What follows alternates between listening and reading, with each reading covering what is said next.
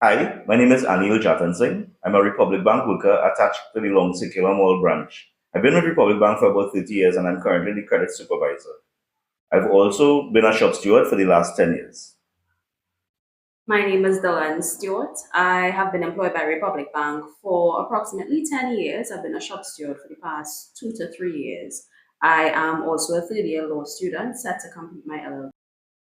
So there's a lot of information circulating. Different people are saying different things and they may all have different intentions. It can be a bit overwhelming and confusing. But we as bankers, we have been trained to go through a process. When we're faced with a transaction, we know that we need to pull the mandates, we need to check signatures, we may even need to confirm issuance, right? So every time we are unsure of something, we know the process that needs to be completed. Let us treat this situation with the union similarly. Let us look at the facts, let us understand the context, and ensure that all of our decisions are made based on solid facts. So let's take it back to something that we as bankers can understand. Let's take it back to the facts. So, Anil, how did we get here? Well, Dylan, in 2022, in the late part of 2022, BIGWU would have held leadership elections for the first time in its history. Never before was there any contest for the leadership of the union, and so there was never a need for election before. But on this occasion, a team led by Mr. Don Devonish, calling themselves Team Empowermenters, came to us, and they presented their candidacy for the leadership posts. That team included two comrades that were well known to us, in the persons of Nadine Bash and Jason Brown, who Republic Bank workers would know have represented their interests faithfully for the last 15 years or so. The team empowermenters brought to our attention several incidences of what they would have called financial impropriety in the accounts of the union. And in particular, they brought to our attention overtime payments to the tune of about $475,000, which were paid over a 3 year period. They also brought to our attention the fact that Republic Bank workers' contributions to the union represented more than a third of the revenue of the union. But it seemed that Republic Bank's issues and interests didn't seem to be getting the attention of the union executive in line with the level of contribution that we made. The team empowermenters and Don Devonish promised that if they were elected to position, that they would remedy the financial improprieties of the union and that they would ensure that Republic Bank workers got the representation that we deserve. So, Anil, you would have mentioned overtime figures, and this is a claim that I've been hearing about, thrown about a bit, but do we have anything physical to support that claim? Well, yes, Dylan, we have a report from the General Counsel for overtime payments for the years 2017, 2018, and 2019. In 2017, over $135,000 was paid in overtime. In 2018, $183,000 was paid. And in 2019, $156,000 was paid, for a total of $475,000 over the period. Now, this amounts to 14% of the wage bill of the union, which may not seem unusual if you look at it overall. But when we drill down, what we're seeing is that about 80 or over 80% of this money was paid to really just two people. And it gives the impression then that there are persons in the union office, in the current executive, that are feeding off the trough and not necessarily spending the union's money in the way that it was intended. So, what happened with these elections? Well, Dylan, what happened is this largely because of these promises to check into the finances of the union and to make sure that Republic Bank workers got the kind of representation that was in line with the contributions that we make.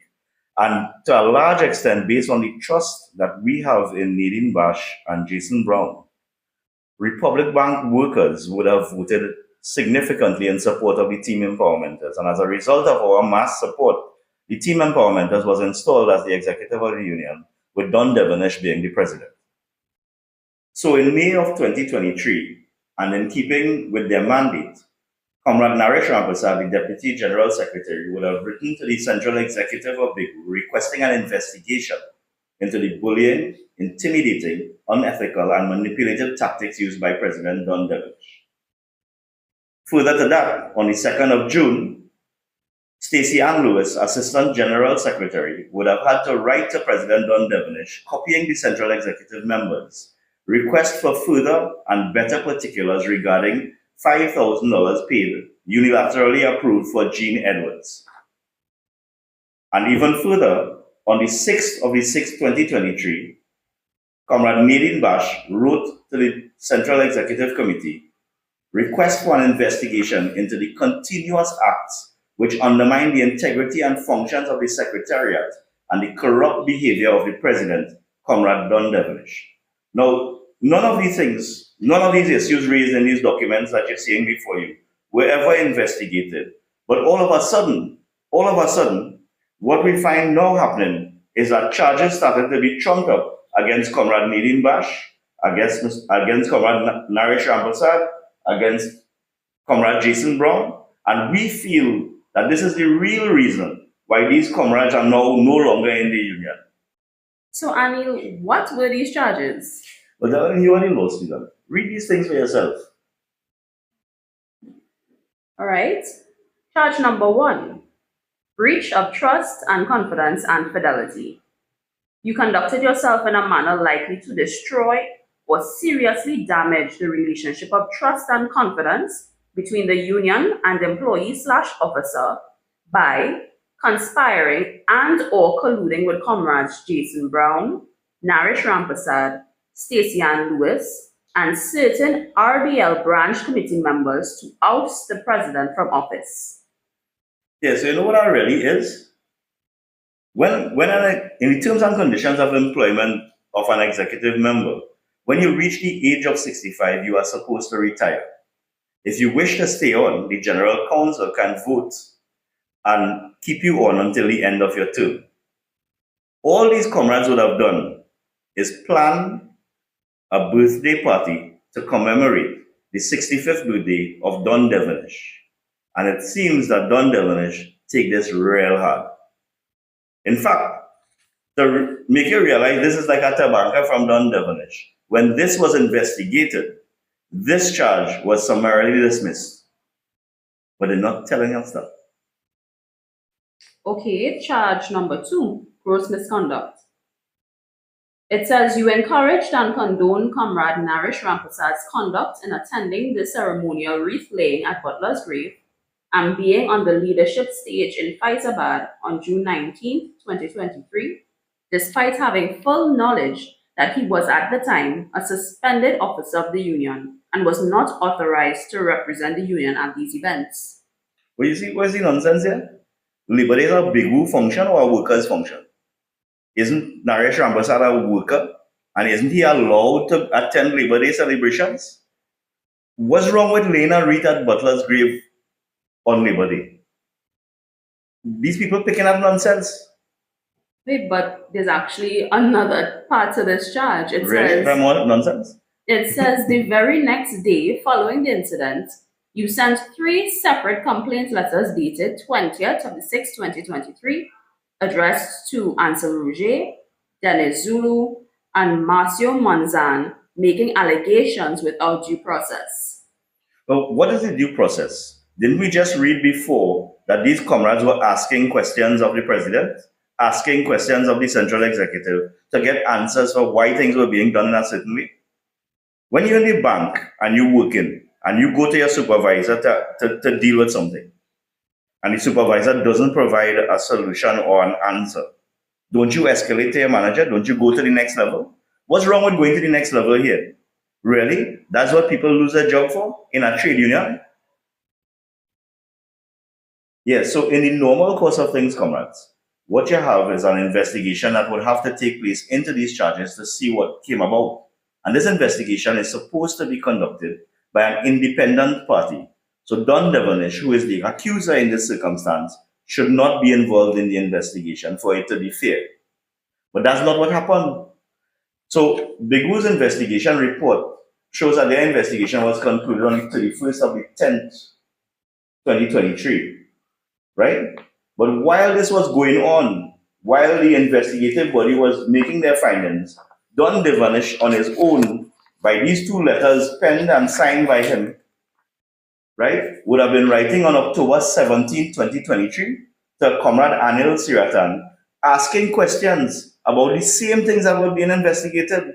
Here he is writing to Comrade Jason Thomas, the branch president of the RBL branch, asking questions about the same things that this independent body is supposed to be investigating. Isn't Don Devonish supposed to be separate from these investigations? How could you have a fair investigation when this is happening? Further to that, Jason Brown's attorney would have written to the disciplinary committee asking for clarifications and further particulars in relation to the charges. And of course, that's natural because if you have an attorney to represent you, the attorney has to be sure what the charges are, what they entail, so that the attorney could prepare a proper defense. That is reasonable. That means that when you go to the investigative meeting when you go to answer the questions, you know what questions you're going to answer and you are prepared. That's fair. We do that when you have disciplinary matters in the bank. But why was that not allowed to happen? Let me show you something.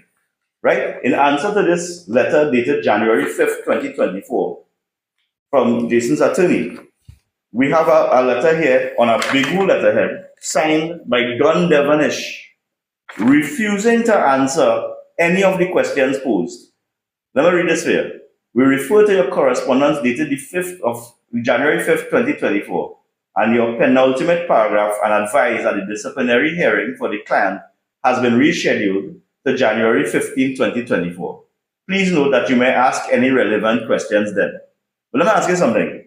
Shouldn't you be prepared in advance? Shouldn't they disclose what the charges and clarify beforehand so that you are prepared? What it is, a kangaroo court? They want to ambush him? At the end of the day, this should not have even come from Don Devonish because the independent body should have answered this question. So, Anil, you know what that's like? Let me put it into context for our comrades, right? Imagine you're having some issues with your immediate supervisor. It escalates, you end up getting 3 memos from them within a short space of time, right? Head office decides to begin an investigation into the matter. While head office is investigating, that immediate supervisor, your accuser, is also doing their own personal investigation on the side, right? You decide to hire an external representative to write to head office, asking them to provide you with more information so that you can better defend yourself. And instead of head office responding to you, the immediate supervisor, who has no right to judge you, responds stating that they will not give you any additional information. They will not honor your request, right? To add insult to injury, when you go to head office for your final interview, on that nice little panel is the immediate supervisor. So you were first my accuser, but now you're my prosecutor. Well, that's how it is. Judge, jury, and executioner, it seems. Yes, so comrades, what we have heard here is a situation where question raised to the President of the Union, Don Devonish, in May of 2023 remain unanswered, or at very least, Republic Bank workers have no answers. And rather than provide us with answers, the comrades who represent your interests are no longer in the employ of the union. What they have done is they have sought to discredit these comrades and to oust them in a very unceremonious manner. I do not think that this is acceptable. So, comrades, this situation became so ridiculous and the shop stewards felt so strongly about what was going on in the union office that on the 19th of March 2024, Anil, myself, and 25 other shop stewards chose to disassociate ourselves from BIGWU by resigning. Shortly after, various stories began circulating in the network without any documentation to verify these claims. So much so that we, the persons who have the information, felt compelled to bring this to you. So, together, let us verify the documents so that we can all make informed decisions. And further, Dylan, if any of the comrades listening to this video want to have access to these documents, talk to your representatives, talk to your people. You know who we are, and all of this information is available to you. Verify for yourself, check for yourself. This is what bankers do.